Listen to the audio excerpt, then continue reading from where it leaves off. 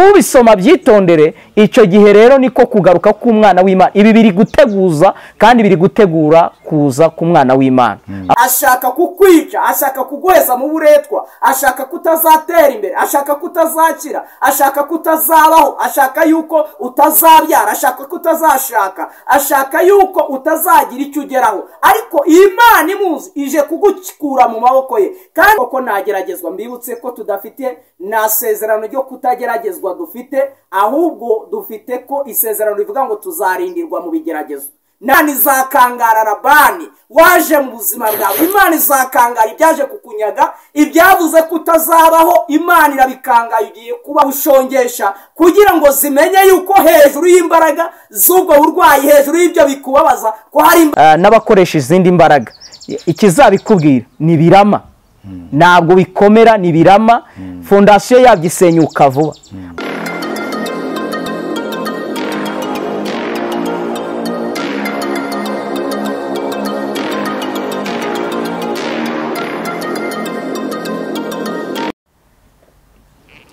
Reka tubasuhuze inshuti mudahwema kubana natwe kubw'ijambo ry'Imana hano imbere ya kamera zacu, imbere ya kamera z'Umuremyi TV ndetse n'ibyizerwa TV nayitanga ishaka Imana TV. Turi kumwe n'umukozi w'Imana Yesu nashimwe. Yesu ahimbazwe cyane. Nukuri ubwo bw'Imana buri kumwe nawe. Amen. Amen, amen. Iyo tuvuze ubuntu bw'Imana tukunda kubona ibihe kuno biba bigoye, tukavuga ngo iminsi myinshi, mbese iminsi itumye abantu benshi bata umwemerere w'agakiza k'ijambo ry'Imana. Wowe niki kiriko gukomeza muri minsi? Iyi minsi ya none ibinkomeza byo ni byinshi, ariko cyane cyane nkomerera mu by'ijambo ry'Imana. Bibiliya ifite amagambo menshi akomeza abantu, uretse ko abantu wenda muri iki gihe cya none biyambuye ibijyanye n'umwimerere w'ijambo kandi ari ryo rikwiye kubakomeza. Bashaka kugira ngo bakomezwe nyamara n'ibimeze nk'ibyubakiye ku musenyi, ari byo ubutunzi bwo muri iyi si by'abantu bigezweho. Ariko ngende gukomezwa n'ijambo ry'Imana cyane.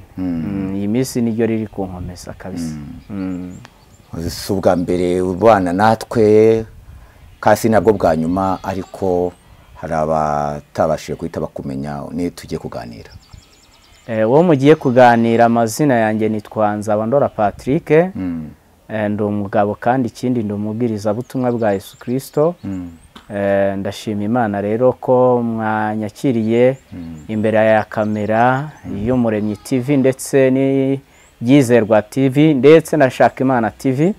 Ndanezerewe rero kubana namwe muri uyu mwanya mu biganiro kandi byiza bituryohera kuri izi channel z'amavuga butumwa mwashyizeho kugira ngo turusheho kumenyesha abantu iby'ubutumwa bwiza by'ubwami Yesu abaho umugisha. Uravuze ati ndi umuvuga butumwa, mpita nibaza umuvuga butumwa burya abagenda n'uguhanura nyine ko abahanuzi muri misi muterewe icyizere, mubona muri guterwa n'iki? Muri iki gihe cya none duhagazemo turi mu gihe kigoramye, kandi Bibiliya bivuga ko ari igihe kigoramye cy'ubugoryi, kandi kigomba kubaho, kigomba no gusohora tena. Kigomba kubaho no gusohora. Iki gihe rero impamvu abahanuzi baterewe icyizere buriya ni ukuvuga ngo urabona ko iyo hariho ibintu, iyo hariho uruganda rukora ibintu runaka biri original, habaho n'urundi rupirata, kandi ibyo byose bikaza bihanganira ku isoko ry'umubirimo. Rero rimwe na rimwe ari igihe pirate kuko ibishashagirana kurusha original, hari igihe hari abantu bitabira kurusha original. Muri iki gihe rero impamvu abantu bamaze gutakariza abahanuzi icyizere nuko abaje ari pirate, baje bafite umuriro mwinshi cyane, ariko kandi mu gushashakirana kw'ibyo bari bafite, abo bantu bataye icyizere bagitariye abo bahanuzi nuko babonye yuko ibyo babwiwe bari bahururiye byabaye ibikayutse. Byabaye nka rya jambo Yesu yandikiye Matayo mu butumwa bwiza bwa Yesu Kristo bwanditswe na Matayo ibice 5:12. Yesu arimo abacira umugani aravuga ngo muri umunyu w'isi, y'umunyu ukayutse nta kintu ukimaze. Muri iki gihe rero iyo uhuye n'umuntu warangiza ugasanga yakayutse, uhita ugira ngo n'abandi bose barakayutse. Ntabwo ariko bimeze. Bamara impungenge abantu bakurikiye Umuremyi TV n'abakurikiye Ibyizerwa TV n'abakurikiye Shaka Imana TV, nagira ngo mbatangarize yuko ibya Yesu n'ibyakayutse n'abantu z'isi bose bakayutse, ariko kandi baranahari, bagomba no kubaho, ntibizanarangira kuko Yesu nibutse ko yagiye kureba aho bari bateye imbuto ngo z'amasaka, ngo nuko arangije asanga n'urukungu rwamaze kugira gute kugeramo. Abigishwa baravuga ati tururandure rero, arababwira ati hoya mwirurandura nimureke bikurane. Iki gihe cya none urukungu rugomba gukurana n'amasaka. Abavuga iby'ukuri by'ijambo ry'ubwami bw'Imana bagomba gukora, ariko kandi n'abafite ibindi bihabanye ndetse bisenya n'iby'ubwami nabo bagomba kubaho. Ni ku isi yubatse, ni nako uwayubatse yayubatse, kandi niko tuzarenda tunayisoza cyane. Uyu muntu umwizera, yego, ufite mbese iyo confused kushidikanya ku bahanuzi, azasobanurirwa ate, azamenya ate uw'ukuri, original ndetse n'uwo nguwo wa pirate? Aha, urakoze cyane. Bibiliya ibivugaho neza.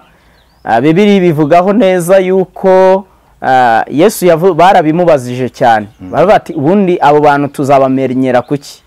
Bene abo bahanuzi, abo babwiriza ubutumwa bwiza, bose bitwaje Bibiliya, yego, baravuga indimi, kandi ibyo akora byose bakora mu izina rya Yesu. Aha, Bibiliya rero ivuga yuko bazabamenyera ku mbuto. Imbuto basangana, izo bera, hari imbuto twebwe tugaragaza turi imbere ya kamera nk'uko nguko twaje kubwiriza ubutumwa bwiza, turi kubwira abantu bose bareba Nzabandora Patrick, wavuga turi mugabo ni marayika ushingiye ko wambonye imbere ya kamera, ariko aho unzi, aho nuye muri quartier, menya makuru mbanane n'abandi mu rugo rwanjye bimeze bite. Izo mbuto zizakumenyesha koko uwo muntu uhora imbere ya kamera abwiriza abantu ubutumwa bwiza, niba ari we koko w'ukuri, ibyo avuga niba koko bihabanye n'ibyo akora. Ariko kandi Bibiliya yaravuze ngo muvuga iby'ukuri nk'uko biri mu mitima yanyu, kandi bugicyuzuye umutima, Abanyarwanda baravuze ngo gisesekara ku mubiri, cyangwa se gisesekara ku munwa. Tuzabamenyera ku mbuto. Iyo tuvuga imbaraga z'Imana, yego, tuvuga mbese gukomera kw'Imana. Abanyamwuka cyangwa babanye n'Imana bagiye babona imirimo y'Imana. Ariko hari ikintu umuntu yakwibaza muri iyi minsi, koko twemera ko Imana igikora imirimo n'ibitangaza, ariko se kuki ibitangaza bibayeho abantu bahita babyitira muri iyi minsi bakaba ko byakozwe na shitani?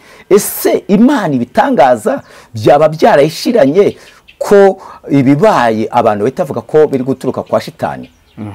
Urugero, hari hirya no hino tubona nk'abantu bagenda basengera abantu bagakira, hari nk'umubatizo uherutse kuba ahantu, noneho abantu nari ugufashwa cyane, bararambara hasi kuri abantu bahirima bakaruka, mbese bari kuderevurwa.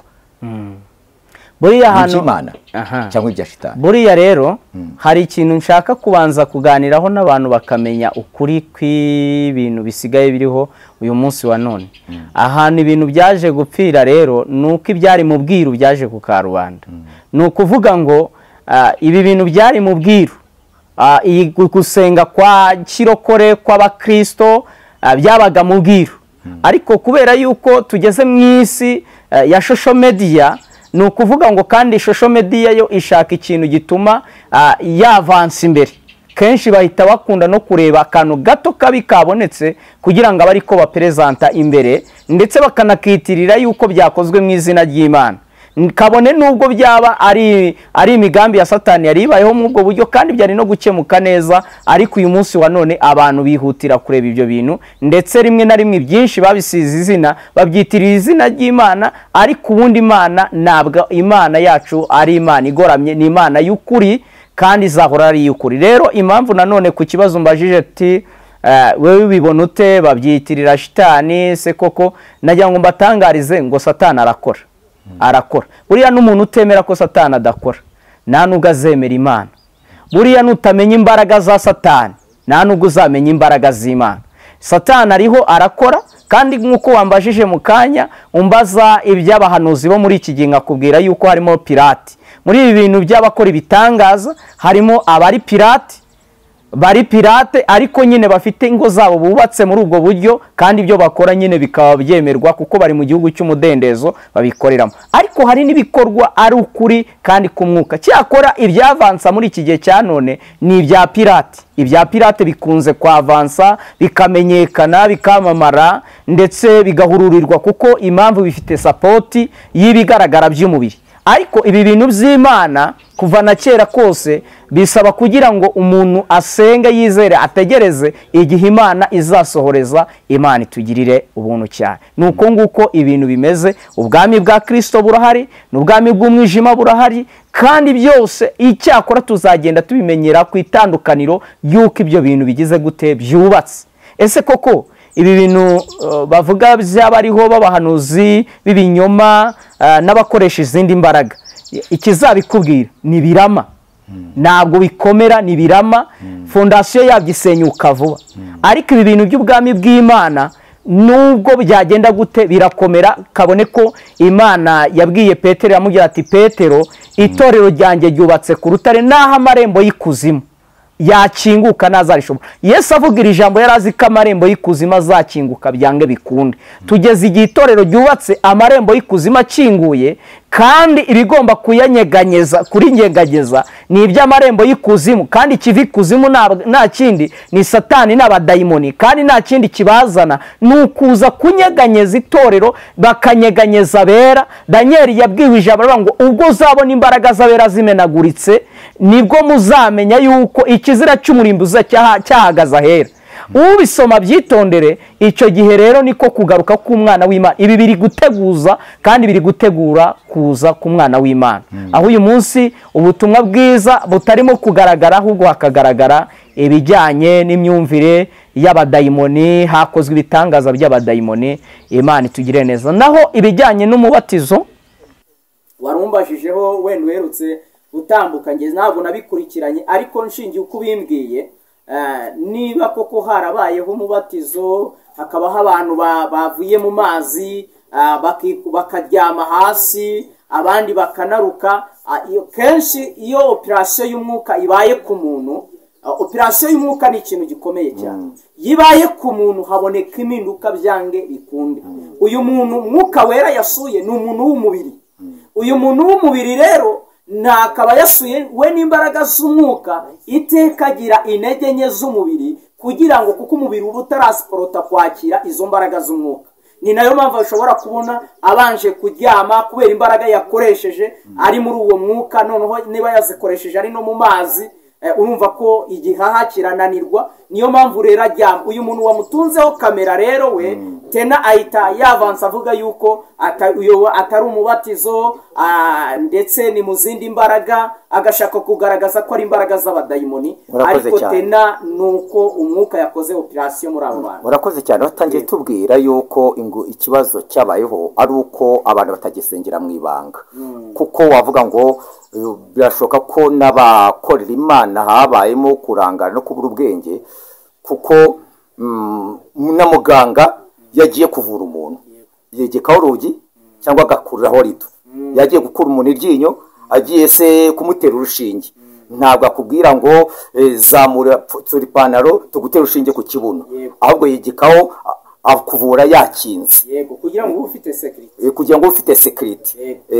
Ufite security. Ngo rero abazabitwarike muri komenti, abakozi b'Imana bongera garuka ku isoko, bagira ibanga kandi ntibihimbaze, bakore umurimo w'Imana nk'abazawubazwa, kandi Kristo abazawukora neza azabagororera. Nuko rero twinjira mu kiganiro cyacu, kwari umukanya ko kugira ngo tunaganire. Umukozi w'Imana, reka tugusabe usenge, ubundi upfundure ku gaseke waje witwaje. Imana igumugisha. Nanone Mwami Yesu, mwana w'Imana isumba byose nzima, wowe uduha kuramuka no kuramba, wowe uduha kubaho ndetse no gutera imbere, tugushimiye turi imbere y'izi kamera z'Umuremyi TV ndetse na Shaka Imana TV n'Ibyizerwa TV. Turasenze kugira neza kwawe abariko kuboneka mu ruhande rwacu. abakurikiranye iri tangazamakuru. Mwami Yesu, turatambutse ubutumwa bwiza ariko kandi burimo n'impuguro zo muri iyi minsi ya none, ari nacyo kiganiro duhereyeho. Ariko tukweretse uyu mwanya mwiza turimo, ijambo ryawe ribiriye mu imitima kandi ribe inkomezi y'imitima. Tugushimiye kubyumvishe kandi ugiye kubikora, ni mu izina ry'umucunguzi wacu Yesu tubisabye twambaje, amen. Amen. Amen. Karibu. Bakundwa bene data, nshuti z'umusaraba, twari turi ku kiganiro kigira giti iyi minsi ya none n'agakiza ko muri iyi minsi n'ibiriho uyu munsi wa none, nabyo twari tubanje kunyuramo, ariko kandi tunagaruke kugira ngo tuboneho no kuganira ijambo ry'Imana. Yesu atugirire ubuntu cyane. Tugiye kuganira ijambo ry'Imana, tugiye gusanga mu gitabo bita igitabo cyo Kuva, cyangwa se Kuvayo, cyangwa se Yimuka Misiri, mu bindi bitabo yita Bibiliya ntagatifu. Tugira ngo dusangire iri jambo ribonetse mu Kuva ibice bitatu, umurongo waho ni umurongo wa 19. Imana itugirire neza. Tugiye kuganira kuri aya magambo twahaye umutwe w'intego ivuga ngo Imana izi Farawo, izi Farawo, izi n'ububi bwa Farawo, ariko kandi Imana idutabaye amaboko ya Farawo. Imana itugirire neza. Imana izi Farawo kandi izi n'ububi bwa Farawo n'amaboko ye, ariko kandi Imana idutabaye ubwo bubi bwa Farawo. Yesu atugirire ubuntu. Reka dusome iri jambo. Aravuze ngo kandi nzi yuko umwami wa Egiputa atazabakundira ko mugenda, naho namushyiraho amaboko akomeye, nanjye nzarambura ukuboko kwanjye mubitishe Egiputa ibitangaza byanjye byose nzakorera hagati yaho, nyuma yabyo azabareka mugende. Imana itugirire neza. Twiyongeze 21 ngo kandi nzaha ubu bwoko kugirira umugisha ku Banyegiputa,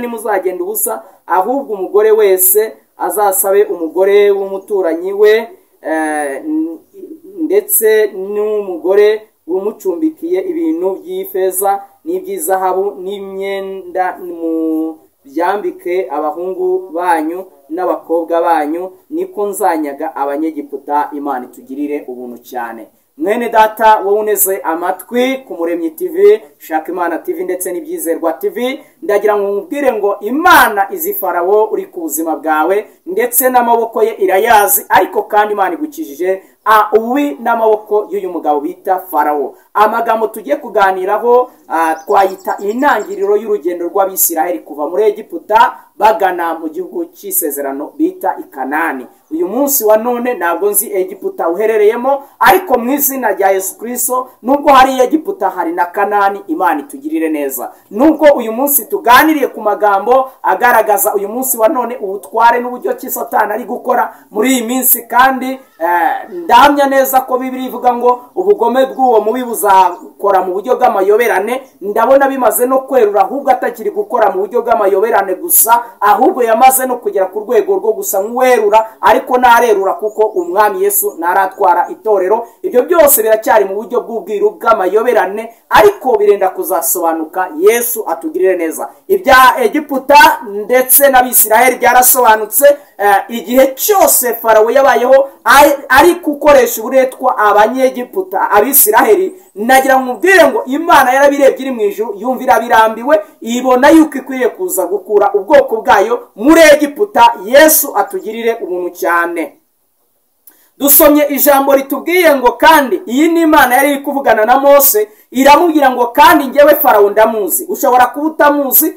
Nagira ngo mbibutse ko Imana ibwira Mose uyu nguyu yavukiye muri Egiputa, arahazi kandi yarerewe kwa Farawo. Farawo uyu wari uyoboye iki gihe yari umusore barareranywe, bose bari baziranye, ariko nubwo bareranywe bari baziranye, baniganye igisirikare, biganye amashuri y'ubutegetsi, ayo yose barayiganye, ariko ntabwo Mose yarasobanukiwe ububi bwa Farawo ubwari bwo. Ariko Imana iramuzi, izi n'ububi bwe, izi n'amaboko yuko Imana yamushyizeho atarekura, ariko Imana yo izi Farawo, ni nayo ibasha gukura Abisirayeli abisiraheli mu maboko y'uyu mugabo bita Farawo. Mwene data mukundwa, imbaraga zikurwanya Imana irazizi, kabone nubwo waba hari uko wabihishukiweho gatoya, wowe ntiwabisobanukirwa, kabone nubwo wenda waba waravukiye aho ziri, ushobora kutamenya ububi bwazo, ariko Imana izi ububi bwazo, ije no kuzigukuramo. Imana y'amahoro itugirira ubuntu cyane.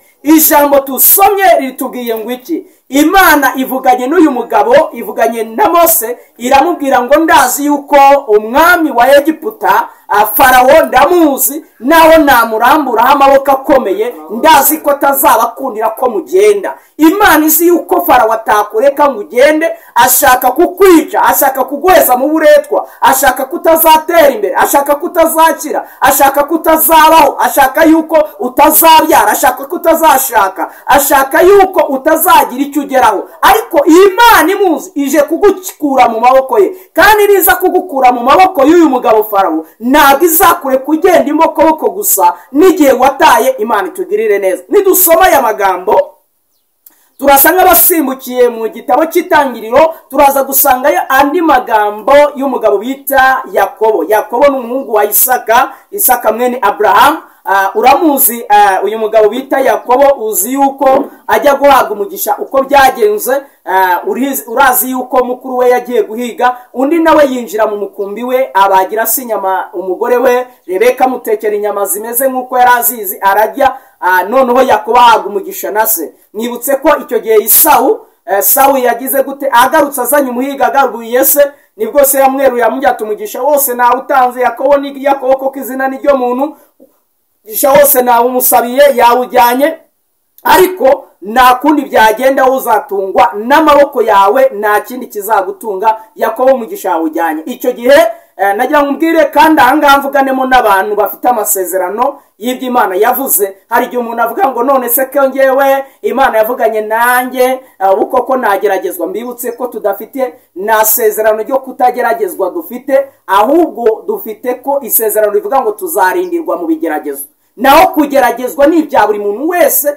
Niba wizera, uri umwizera, wizera Kristo, nagira ngo mbwire ngo intambara y'ibigeragezo yirahari, ariko kandi isezerano ryo kurindirwa mu bigeragezo turarifite. Imana izakurinda nubwo ibigerageza bigize gute bihari. Uyu Yakobo rero nubwo ahawe umugisha, ntibikuyeho kugeragezwa ndetse no guhunga no gukebereza bidahari. Rero ahubwo ntibikuyeho yuko umugisha nanone kandi utamuriho. Imana itugirire neza.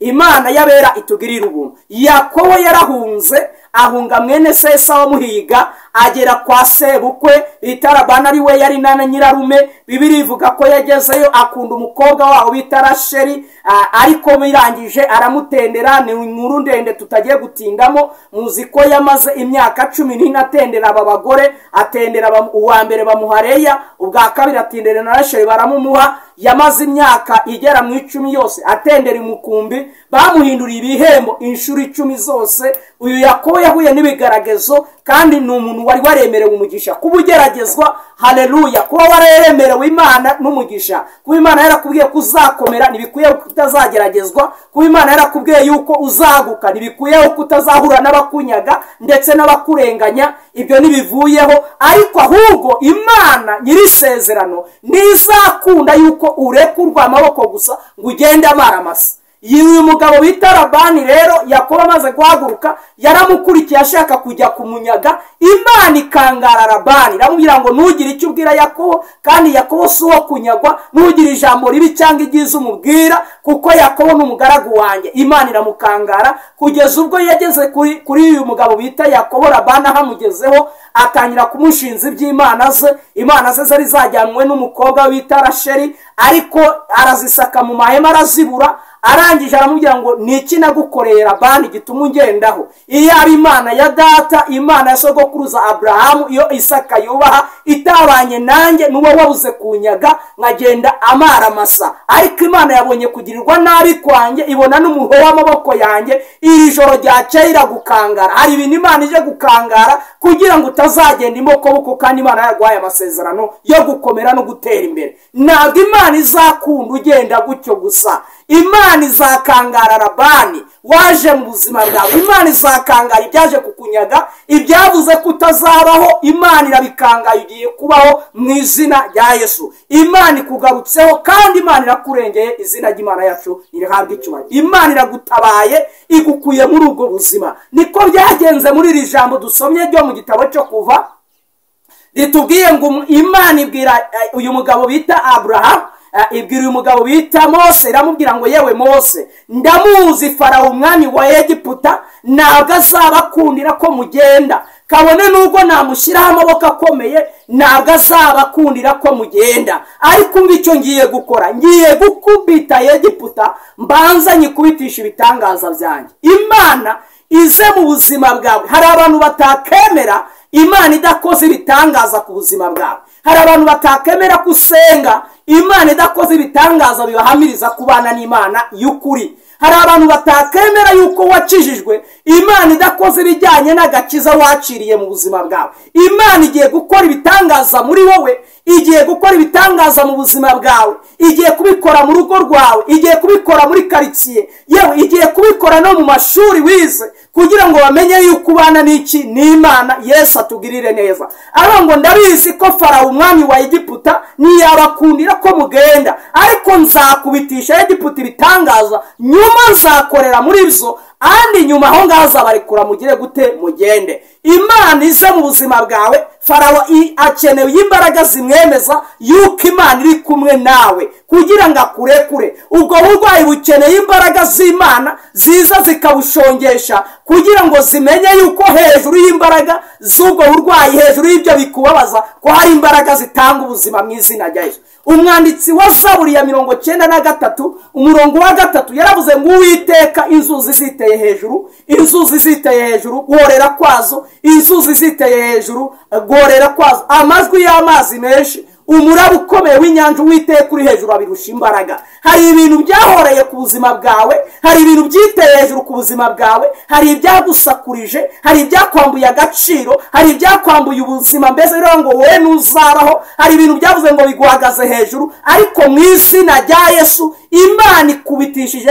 Egiputa ibitangaza. Farawo Imana iramuzi, ariko Imana izi n'ububi bwa Farawo, igukijije amaboko y'uyu mugabo bita Farawo, igukuye muri ubu buzima bwita Farawo. Ntabwo tugiye kuvuga kuko hari igihe twakomeretsa, ari abantu baje ku buzima bwawe bigira nka Farawo, bigira inkunya, ariko Imana igiye gukora ibintu bibemeza yuko ubana n'Imana. Mu izina rya wa mugabo wunkurikirana, wa musore wunkurikirana, wa mukobwa wunkurikirana, we mudamu wunkurikirana, najya nkubwire ngo Imana ikoze ibitangaza. Hari abantu bavuze ngo nuzubaka ngo rukomere bitewe nuko bazi gakondo yawe, bazi aho uvuka, bazi ubuzima bwawe, bazi kuri umukene, bazi kutize, bazi yuko nta na rimwe na kabiri uzi. Ariko najya nkubabwire ngo Imana igiye gukora ibitangaza bibemeza yuko Imana iri kumwe nawe. Upfa kuba wizera gusa, upfa kubana n'Imana gusa. Imana itugirire umuntu cyane. Hari ijambo nasomye muri Esteri, turimo kuganira ijambo, hari ijambo nasomye muri Esteri ibice byaho 9 umurongo waho wa mbere. Hariho ngo nuko mu kwezi kwa 12 kwitwa Adari, itegeko n'iteka by'umwami byenda gusohozwa, ariwo munsi abanzi b'Abayuda bibwiraga ko bari bubagireho ububasha, ngo ariko birahinduka, Abayuda bagira ububasha ku banzi ba. Nanyo nkubwire ngo nubwo ubaye mu buzima budahinduka, Imana ije guhindura ubwo buzima kugira ngo ibyari bigufiteho ububasha nawe ubijye hejuru, bigireho ububasha mu izina rya ibyendaga kukugiraho ububasha, bigiye guhinduka nawe ubigireho ububasha. Ibyari byarafashe itegeko ry'ubuzima ku buzima bwawe, Imana igiye kubyambura itegeko, ni wowe ugiye kubigiraho itegeko. Ibyari byaragufashe ijambo, Imana igiye kubyambura ijambo kugira ngo ugire ijambo ku buzima bwabyo mu izina rya Yesu. Niyo mpamvu turi ku ijambo rivuga ngo Imana izakubitisha Egiputa ibitangaza. Imana ije mu buzima bwawe ikubitishije Egiputa ibitangaza, ikoze ibitangaza ku buzima bwawe. Yesu atugirire neza. Twasomye iri jambo rivuze ngo nuko Uwiteka abwira Mose ati nzakubitisha Egiputa ibitangaza, nyuma nzakorera muri byo Farawo abarekure, kandi ntabwo nzabakundira ko mugenda. Ubu bwoko bugiye kugirira umugisha kuri ku buryo butazagenda imbokoboko gusa. Ugiye kugira umugisha kuma amahanga iyo ari yo yose urimo, ugiye kugira umugisha kuma. Imana ije kukuzahura, Imana ije kugutabara, ugiriye umugisha kuma. Ntabwo uzayavamo imbokoboko gusa, Imana ikugarutseho wa mugabo we. Ntabwo uzagenda utyo gusa, Imana ikugarutseho wa mudamu we. Imana irakurengeye. Yesu atugirire ubuntu. Nuko aravuga ngo kandi umugore wese wo muri bo azatira umugore w'umuturanyi we ibintu by'igiciro by'ifeza n'iby'izahabu. Imana itugirire neza. Uko niko nzanyaga abanyegiputa. Imana hari abantu igiye kunyaga. Nibutsira ijambo nisoma, nibutse ijambo umwanditsi wa Yesaya yanditse mu bice 45, ni ijambo ribwira Kuro. Rero ngo iri nibyo mbwira Kuro, mfashe ukuboko nkamujya imbere nkamuneshereza amahanga muri imbere. Nzakenyuruza abami kugira ngo mukenyeze. Hari abantu Imana ikenyuje igiye kugukenyeza nawe. Dore igihe isi yakwambikiye ubusa, dore igihe isi yakunyuriyeho n'akenda ko mu buhinju hawe, Imana ije kugukenyeza mu izina ryayo. Imana hari abantu inyaze kugira ngo igukenyeze. Yesu abagirire neza. Bakundwa nshuti z'umusaraba, bantu b'Imana bo kuri Shaka Imana TV ndetse nabo mu Byizerwa TV, Imana ibagiriye neza mu izina rya Yesu Kristo w'i Nazareti. Uyu Yesu mwiringiye, uyu Yesu mwamenye, uyu Yesu mwizeye, aje gukora ibitangaza. Naho Farawo naho ibikurwanya, Imana irabizi, izi ko naho yashyiraho amaboko y'amasengesho menshi bitarekura, ariko ije gukora ibitangaza bituma utabarwa ukarengerwa. Yesu abagirira ubuntu. Rero Imana yabera ibagirire neza. Nakwibutsaga ngo ntuterwe ubwoba n'uburemere bwa Farawo uhagaze imbere yawe. Yesu aramuzi, none aje gukora ibitangaza bituma Farawo yemera akabarekura mukagenda. Imana ibahumugisha cyane. Data wa twese w'icyubahiro kandi w'imbaraga, ndagushimiye kuko umukozi w'umuhanga. Mushimiye ko uri byiringiro by'abagutegereza. Wewe warengeye Abisiraheli ukabakiza amaboko y'uyu mugabo bita Farawo akabarekura. Nanone ngushimiye ko hari amaboko yafashe uyu mudamu, hari amaboko yafashe uyu mukobwa, hari amaboko yafashe uyu mugabo, hari amaboko yafashe uyu musore, ariko terebone shawa sirurigo. Ngushimiye ko aya maboko amurekuye Mana. Ngushimiye ko aya maboko yari yaramufashe avuga ko atazarongorwa. Ndagushimiye ko amurekuye. Ngushimiye ko aya maboko yamufashe avuga ko atazubaka uyu musore. Ngushimiye ko amurekuye. Ngushimiye ko amaboko yafashe ubutunzi bw'uyu mugabo, ubutunzi bw'uyu muryango. Mwami Yesu amurekuye, abaye umutunzi utungisha n'abandi. Imana ikoze imirimo n'ibitangaza kuri we. Tubisabye mu izina rya Yesu twizeye. Amen.